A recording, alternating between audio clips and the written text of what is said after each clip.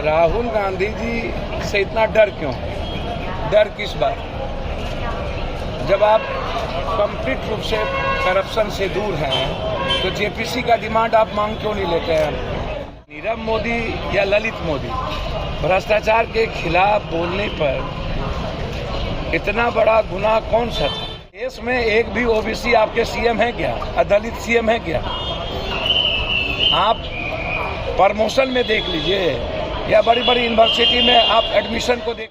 जन अधिकार पार्टी के राष्ट्रीय अध्यक्ष और पूर्व सांसद पप्पू यादव शनिवार को दिल्ली से पटना पहुंचे। पटना पहुंचते ही एयरपोर्ट पर मीडिया से बातचीत करते हुए राहुल गांधी की लोकसभा सदस्यता रद्द हो जाने पर अपनी प्रतिक्रिया दी और कुछ क्या कहा, सुनिए इस वीडियो के माध्यम से। अच्छा, मुझको एक बात बताइए, मैं बार बार कल भी कहा हूँ, सो कौन सा हमला चीन और पाकिस्तान का हो रहा था?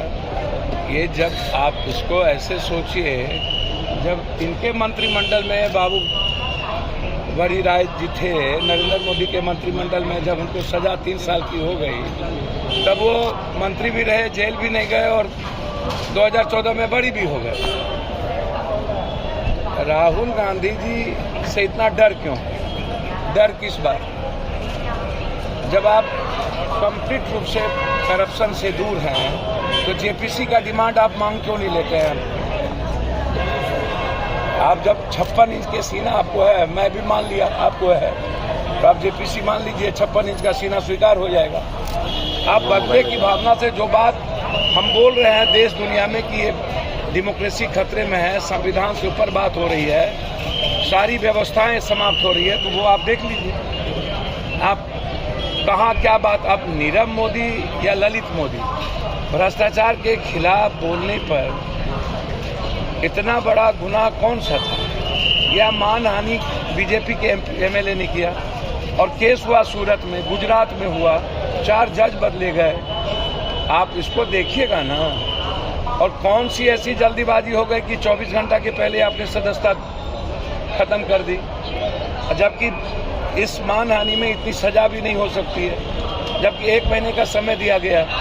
तो आप लगातार जिस तरीके से, और उसके बाद आप राजनीति शुरू कर देते हैं जात की, तो आप हमको बताइएगा ना कि ओबीसी की बात आप करते हैं तो जाति जनगणना के सबसे बड़े दुश्मन क्यों हैं? 10% यदि आप आरक्षण ऊंची जात के गरीबों को दिए तो आपने 68 और 85% आरक्षण आप ओबीसी के बढ़ा देते। और देश में एक भी ओबीसी आपके सीएम है क्या? दलित सीएम है क्या? आप प्रमोशन में देख लीजिए या बड़ी बड़ी यूनिवर्सिटी में आप एडमिशन को देख लीजिए। ने साफ कहा कि पीएम कौन बनेंगे, किस पार्टी का होगा, अब ये मुद्दा नहीं है। मुद्दा है देश, मुद्दा है संविधान, मुद्दा है लोकतंत्र। ममता जी भी ने यही कही, अखिलेश जी ने भी यही कहा। अब तो नीतीश जी को क्या बोलते हैं, तो भैया अब ईवीएम को लेकर के 14 पार्टी गए हुए हैं। नीतीश कुमार जी दस्तखत नहीं किए, इनकी पार्टी ने दस्तखत नहीं किया। यहाँ जब सब कंसोल होकर के एक साथ इस डेमोक्रेसी सेव करने के लिए निकले तो जदयू नहीं निकल पाई।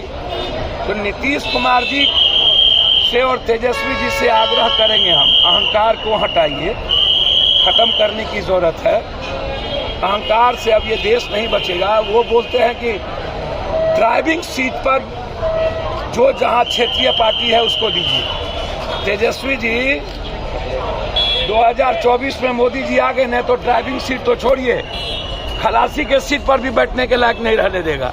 पहले ये सोचिए, ये जो ड्राइविंग सीट कर रहे हैं ना, इस गलतफहमी में मत रहिए। पहले एक होइए और बचाइए इस डेमोक्रेसी को, दलितों को, कमजोर तबके के लोगों को आप बचाइए। महंगाई पर बचाइए आप फार्मर्स को।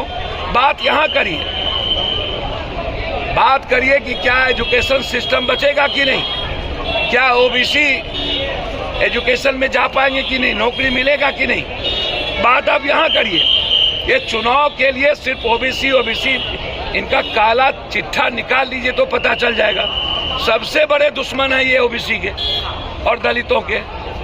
ये बात करते हैं बड़ी बड़ी। तो इसीलिए राहुल जी, मुझे नहीं लगता, मोतीलाल नेहरू और इंदिरा गांधी, राजीव जी का शहीद। सुशील मोदी का तो कहना है कि करोड़ों ओबीसी लोगों को अपमानित किया है राहुल। सुशील मोदी जी के पहले ये न पूछिए कि उनका कौन कौन अपमान किया है। आप इनको पूछिए, यहाँ जो मंत्री थे पटना साहब के क्या नाम रविशंकर, उनको क्यों मंत्रिमंडल से हटाया? और सुशील मोदी को बीजेपी तवज्जो क्यों नहीं देती है? इनको ये पूछिए, नीरव मोदी और ललित मोदी कौन जात है जहाँ पर वो हैं? वो बेईमान नहीं है, वो भ्रष्टाचारी नहीं है, वो भगोरे नहीं है। ये भ्रष्टाचार और करप्शन को प्रोटेक्ट करने के लिए जाति धर्म का आड़ क्यों लेते हैं? पहले आप उनसे ये पूछिए। और दूसरा चीज आप उनसे यह पूछिए, सुशील मोदी जी से बहुत क्लियर,